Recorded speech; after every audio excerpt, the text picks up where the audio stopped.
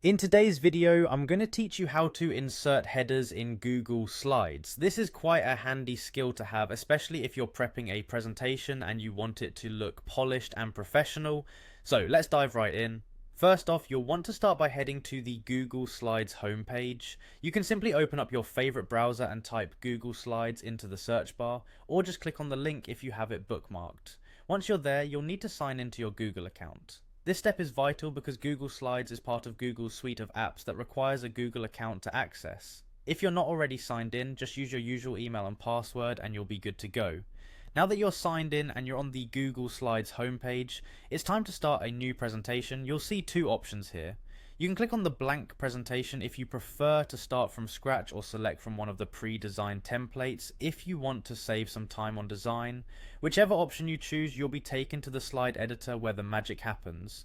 Once inside your presentation, look up to the top menu and click on Slide. From the drop down that appears, select Edit Theme.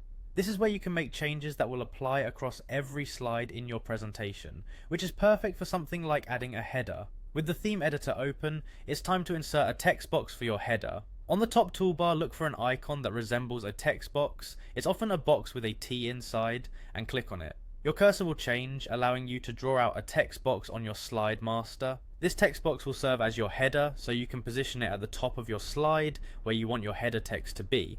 Once your text box is in place, the next step is straightforward. Add your header text, click into the text box you've just created and start typing out whatever it is that you want to appear at the top of your slides. Feel free to customize the font style, size and color to match your desired look. Remember, this text will appear as the header on each slide of your presentation, so keep it consistent with the overall theme of your work. And there you have it, you've successfully added a header to your Google Slides presentation. By following these steps, you can ensure that every slide looks cohesive and professional, with the header tying your content together nicely. Thanks for watching, and happy presenting.